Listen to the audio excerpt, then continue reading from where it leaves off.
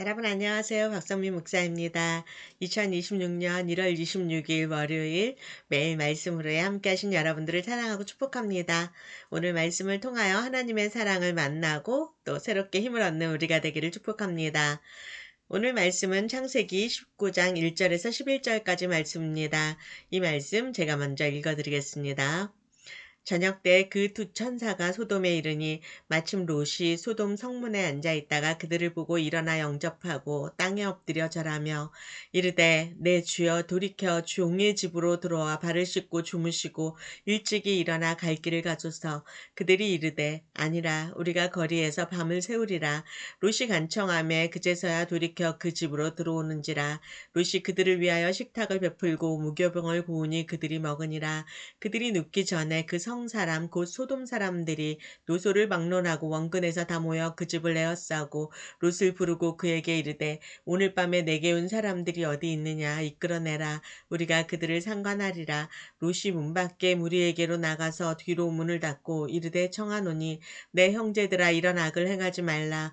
내게 남자를 가까이 하지 아니한 두 딸이 있노라. 청하건대 내가 그들을 너희에게로 이끌어내리니 너희 눈에 좋을 대로 그들에게 행하고 이 사람들은 내 집에 들어왔은즉 이 사람들에게는 아무 일도 저지르지 말라.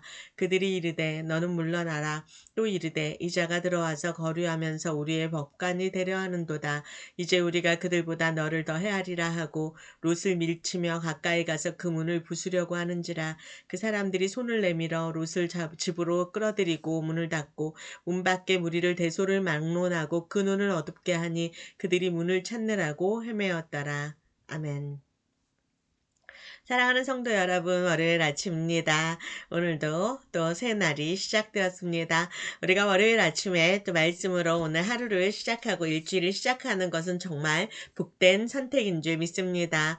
그런데요, 우리가 이렇게 말씀을 읽을 때 때로는 이렇게 좀 힘이 나고 소망이 되는 말씀이면 참 좋겠는데요. 어떨 때는 솔직히 말해서 읽고 싶지 않은 그런 이야기들도 있는 것 같습니다.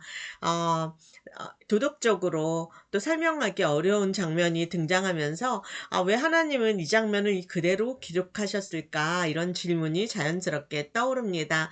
오늘 우리가 읽은 이 본문이 이렇게 우리가 별로 만나고 싶어 하지 않는 본문 중에 하나입니다. 왜냐하면은요, 인간의 가장 어두운 자리, 가장 부끄러운 문 앞이라고 생각되는 그 부분까지도 우리를 데리고 가기 때문입니다. 그런데요, 이것이 우리에게 소망이 됩니다. 왜냐하면은요, 하나님은 바로 그 문 앞에서 우리를 만나시기 때문입니다. 그래서 우리는 오늘 이 본문을 읽으면서 이 롯이라는 사람을 주목하면서 하나님께서 롯을 구원하신 그 이유를 한번 따라가 보면 좋을 것 같습니다. 오늘 본문의 1절은 이렇게 시작을 합니다. 해가 지고 밤이 될 무렵에 두 사람, 여기 천사라고 말하고 있는데요. 이 두 사람이 소돔이라는 도시로 들어왔다고 말을 하고 있습니다. 이들은 평범한 여행자가 아닌 거죠. 이들은 하나님이 보내신 그런 천사고 존재들이었는데요. 이것을 이 롯이 알아본 거예요. 롯이 그들이 천사인 것을 알아보고 일어나서 맞이합니다. 롯은요, 지금 이 소돔의 성문 앞에 앉아 있었다, 이렇게 이야기를 하고 있는데요. 이 성문은 단순한 출입구를 말하는 것이 아니라 그 도시의 중심을 이야기하고 있어요. 그 중심이라는 곳은 사람들이 모이고 어떠한 결정을 하고 하는 중요한 자리인 것입니다. 그 자리에 롯이 앉아 있다라고 이야기를 하고 있어요. 이것은 무엇을 의미하냐면 이미 롯이라는 사람은요, 이 소돔이라는 도시에 이 깊이 들어와서 살고 있는 사람이라는 거죠. 그러니까 롯은 이 소돔 사람이다 이 얘기를 하고 있는데 사실은요, 여러분, 롯은 소돔 사람이 아니지 않습니까? 아브라함과 함께 있었던 사람이에요. 그런데 자신의 눈에 보기에 이게 좋아 보이기 때문에 이 도시 깊숙이 들어와서 이들의 문화에 함께 어울려서 살고 있었다. 이것을 이야기하고 있는 것입니다. 롯은요, 이 낯선 사람들을 보고 자기 집으로 데려갑니다. 그래서 자기 집에서 잘 대접을 합니다. 우리가 여기서 한 가지 또 이런 또 적용을 해보면 좋을 것 같습니다. 우리가 누군가를 만났을 때 그 사람이 어떤 사람인지 모르지만 그 사람에게 내가 호의를 베풀고 또 좋게 좋은 관계를 맺고 잘 대접하게 되면 나도 알지 못하는 사이에 내가 하나님의 천사를 대접하는 것일 수 있다라는 거죠. 그렇기 때문에 오늘 만나는 사람들을 여러분 이렇게 환대하는 마음으로 호의를 베풀고 또 따뜻하게 이렇게 대해보시면 좋을 것 같습니다. 그리고 이 사람들은 그 집을 떠나겠다고 했지만 롯은 안 된다고 만류하면서 자기 집에서 머물게 하고 자기 집에서 잠을 자게 합니다. 왜냐하면은요, 롯은 알고 있었어요. 이 도시는요, 밤이 위험한 도시였기 때문이죠. 이 도시는 밤에는 굉장히 또 어려운 일들이 일어나고 있고 사건 사고가 많은 도시라는 것을 롯이 알고 있었습니다. 그런데 이제 바로 그 밤에 문제가 생기는 거예요. 사람들이요, 잠들기 전에 롯의 집 주변으로 많은 사람들이 하나둘씩 모여들기 시작했다고 말하고 있어요. 이것은요, 몇몇 사람만이 아니라 성경이 아주 분명하게 말하고 있어요. 이 모든 나이를 막론하고 많은 사람들이 이렇게 몰려왔다, 이렇게 이야기를 하고 있습니다. 이것은요, 도시 전체가 한 방향으로 움직이는 것처럼 이렇게 소동이 일어나는 모습을 보이고 있습니다. 그리고 그들이 집 앞에 와서 무엇을 하냐면 막 소리를 지르는 거예요. 어떤 소리를 지르냐면 그 집에 들어간 사람들을 우리가 알고 있다. 그 집에 사람이 있는 거 알고 있으니까 그 사람들을 내놓아라. 이렇게 이야기를 하면서 소동을 벌이고 있어요. 그러면 여기서 우리가 한 가지 질문이 생기게 되는 거죠. 왜 사람들이 이렇게까지 롯의 집 앞에 몰려왔을까? 그리고 왜 이렇게 소동을 벌리면서 사람들을 내놓으라고 할까? 이렇게 질문을 하고 있어요. 이것은요, 무엇이냐면 이 밤에 롯의 집에 이 낯선 사람들이 들어왔기 때문인 거예요. 그런데 중요한 거는 낯선 사람, 그 사람 자체가 문제가 되는 것이 아니라 이 도시가, 소돔이라는 도시가 낯선 사람을 대하는 방식에 문제가 있다는 것을 잘 보여주고 있습니다. 이 도시는요, 낯선 사람을 보호해야 할 존재로 보지 않고 힘 있는 사람들이 마음대로 다뤄도 되는 그런 대상으로 여기는 문화가 이미 굳어져 있었어요. 그 낯선 사람들을 자기네들이 마음껏 자기의 욕망에 자기의 이 힘에 의해서 마음대로 다룰 수 있다라고 하는 것입니다. 그렇기 때문에 이것은 이 도시 전체의 문화가 되었습니다. 그래서 사람들이 몰려온 것은 호기심 때문이 아니라 이미 굳어져 있던 그들의 방식이 작동한 결과로 이렇게 이루어지고 있는 것입니다. 이제 롯이 더 이상 이 사람들을 잠재울 방법이 없으니까 문 앞에 나갑니다. 그래서 그는 사람들을 최선을 다해서 말리려고 해요. 그런데요, 롯이 그들을 말리려고 하는 그 말과 선택은 너무 우리를 당황스럽게 만듭니다. 8절 말씀인데요. 어떻게 나왔냐면 이렇게 말하고 있습니다. 내가 남자를 가까이 하지 아니한 두 딸이 있노라. 청하건대 내가 그들을 너희에게로 이끌어내리니 너희 눈에 좋을 대로 그들에게 행하고 이 사람들은 내 집에 들어왔은즉 이 사람들에게는 아무 일도 저지르지 말라. 이렇게 말하고 있어요. 롯은 지금 상황을 수습하려고 최선을 다해서 애쓰고 있습니다. 근데 롯은요, 이 소돔의 문화를 너무 잘 알고 있어요. 그렇기 때문에 이 사람들을 보호해야 되겠다. 이것은 있었어요. 이 선한 의도는 있는데 이 방법이 너무 당황스러운 거예요. 뭐냐면 남자를 가까이 하지 아니한 두 딸이 있는데 이 딸이 얼마나 소중합니까? 사랑하는 이 딸들이 있는데 이 딸들을 남자들에게, 그 사람들에게 줄 테니까 니네가 맘대로 하라는 거예요. 이게 얼마나 끔찍한 일이에요. 롯이 상황을 수습하려다가 도저히 이해하기 어려운 말을 하는 거죠. 여러분, 이 말을 들을 때 여러분들은 롯이 어떻게 보입니까? 조금 전까지는 이 천사를 알아보고 처음부터 천사인지 몰랐을 수도 있지만요. 이 어쨌든 천사들을 굉장히 융숭하게 대접하고 호의를 베푼 이런 좋은 사람이 아닙니까? 근데 이 내 집에 들어온 사람들을 보호하려고 하는 거면 영웅으로 볼 수도 있는데요. 여러분, 영웅으로 보입니까? 그렇지 않죠. 용감해 보이지도 않고요. 상황을 잘 통제하는 것으로 보이지도 않습니다. 이는 이 롯은요. 롯이 지금 판단력이 좋다고 생각되지도 않아요. 그렇죠? 롯은 이미 판단력이 아주 흐려졌다고 생각이 됩니다. 왜 그럴까요?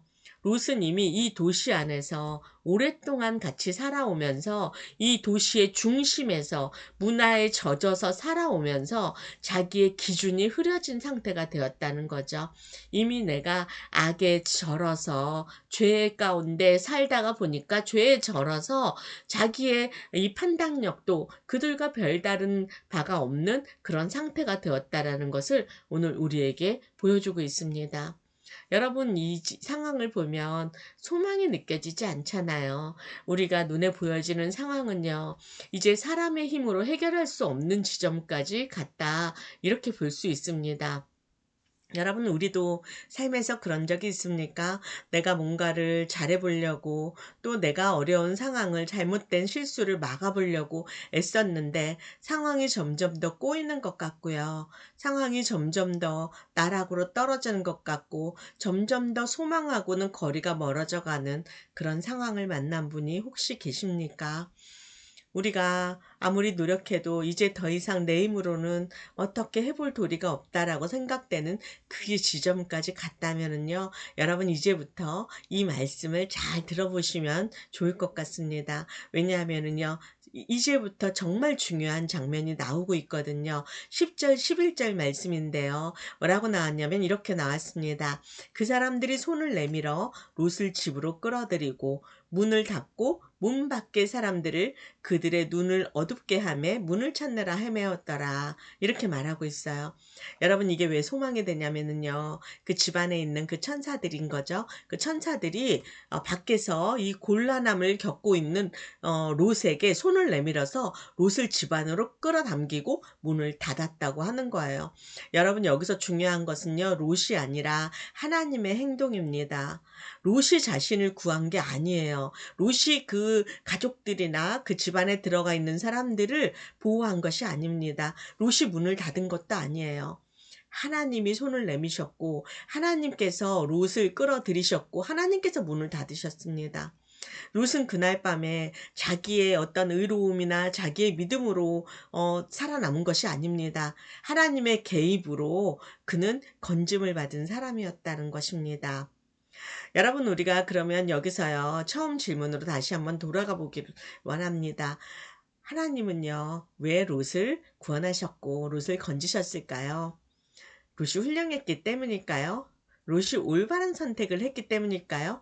롯이 롯이 뭔가 어떤 변화를 만들어낸 사람이기 때문일까요? 우리가 지금까지 본 성경은 그렇지 않다라고 말하고 있어요.